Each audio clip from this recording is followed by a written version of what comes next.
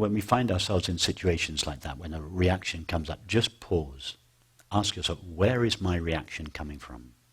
Is it a response of a hurt ego? Do I feel diminished by the other person? And am I trying to punish them for it? Or does my response come from my deepest love and understanding? So many times the answer is very clear, that it's coming from the sense of separation. But that's very good to see that. So just take yourself apart from the situation, have some distance in the conflict, attend to the separate self that feels hurt or slighted or diminished. And then when that is no longer present, come back to the situation and respond to it. So that's the part I'm interested in, the attending to it. You know, sometimes they're very sticky, and I'm curious, like there's a lot of different processes out there that I'm aware of and have used, but I'm curious what you and others that you've worked with do with a sticky, sense of self. What in that moment, if there's questions you ask or ways of remembering, well, questions, kind of yes, what you. The ways are really the ways that we elaborate here. Ask yourself, find the self that is hurt. Try to find in your experience this hurt entity. Go in search of it. You won't find it. It's just the sense of, there's no entity, right? Yes, it's just the experience. But your of that. reaction is on behalf of that no entity.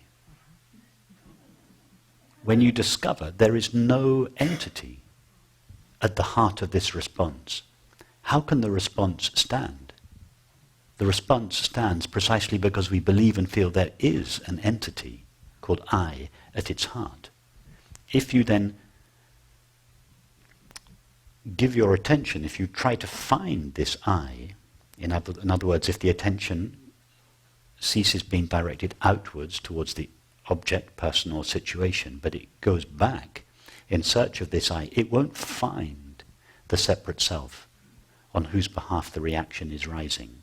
If you go on back, the I that you find is the true I of infinite consciousness or original mind. Now, original mind is not feeling diminished by the situation. Original mind cannot be diminished or aggrandized by any situation. So you trace your way back in this way, and you can use any of the means that we've been using here, and you can make up your own pathways. Once you've taken yourself back there, then you go out again to the situation, but you stand as yourself, that cannot be diminished or aggrandized or hurt or changed or moved or upset or by any situation, and then respond. At the level of the mind, at the level of the conditioned mind, it may still be necessary to say no. Occasionally, like I said, it may be necessary to lose it. But not very often. Not very often, because if our responses, our thoughts are coming from original mind or pure consciousness, then they usually have a kind of power and clarity to them, which is effective in the situation. When I've explored this, I've wondered about the connection to these, what you've talked about with the layering in the early life. So let's say something around rejection comes up, and there's no I that's rejected, right? It's known that there's just the experience of it, but it has an intensity that feels like it's probably connected to, and so I guess there's been some wondering about whether there's just almost discharging, like letting that sense of rejection, cry itself out, or, discharge, and then through that means, returning, or if that's not necessary, I'm noticing that's. Yes. For instance, if one's been rejected very early on in life, say by a parent.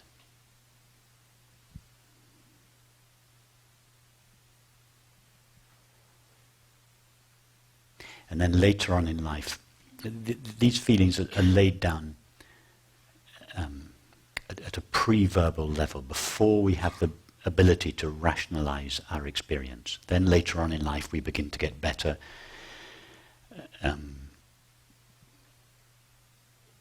We find ways and strategies of covering up these buried feelings of rejection, for instance. And then we find ourselves in a situation years later in a relationship where something happens that triggers these old feelings of rejection. And in fact, not only that, in some ways we seek out a relationship that somehow combines love and rejection together. Because that's what we had from our mother or our father or whoever it was. So we find ourselves not only in one relationship, but in a series of relationships that always at their core seem to contain this feeling of both love and rejection.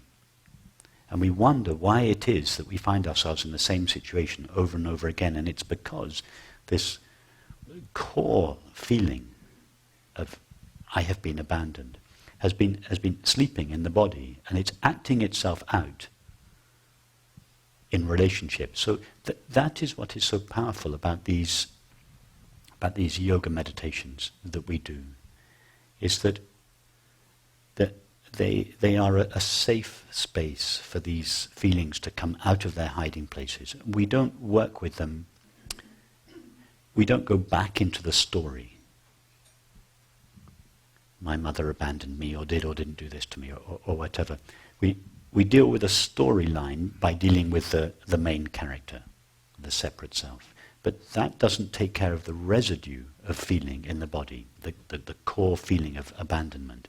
But that's where this yoga meditation is so powerful. It invites the residues of, in this case, abandonment or rejection, out of their hiding places, up into the light of awareness, and they are gradually the kind of exercise we did this morning is both an invitation to these residues to come out of their hiding places and an invitation for them to soften and open and expand and allow themselves to be penetrated by love.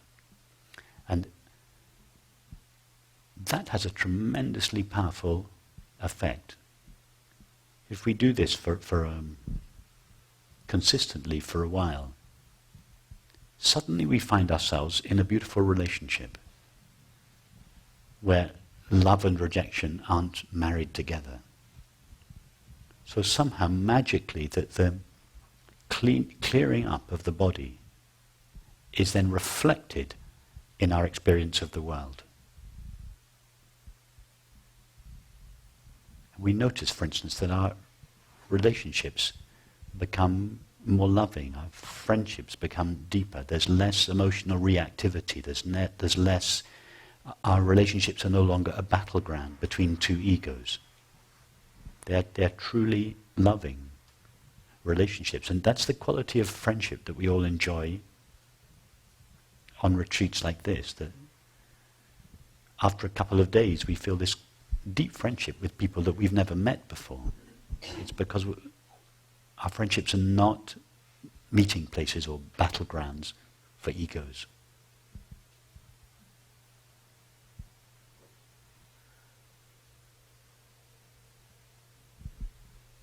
Thank you, Rupert. Have I addressed your I think question? so. I think maybe if there's any final piece, it's just in the moment, if something comes up, it may just take a little while. You may need to go, you're saying, Yes. there's some, it's like when I do the body meditation, there's no sense. It's just totally pleasurable. There's like all... That's right. It's Just do it all, and then forget it. There's no sense of things arising. Just do it and then forget it. In that, It has its effects, Yeah. it works its way in you. Yeah. But in the moment, if there's this reactivity, if you start expressing it, it's too late. You've lost it. But as soon as you remember, then you take yourself apart. And when I say take yourself apart, I mean physically remove yourself from the conflict. Say, I'll be back in 20 minutes. And when you come back, don't come back on behalf of the ego. And to begin with, it may take us some time to walk ourselves back through all these layers of reactivity to establish what we essentially are. But as we become more and more accustomed to tracing our way back to our essential self, the pathways get shorter and shorter. And sometimes this reactivity may arise, and we see it, and just the seeing of it is the dropping of it. It's instantaneous. The gap between seeing it and dropping it is no longer a 20-minute pathway. The pathways get shorter and shorter until you no longer have to walk yourself back. You just see it and, old habit, drop it. And then you relate. That's good. Openly. Thank you. That's clear.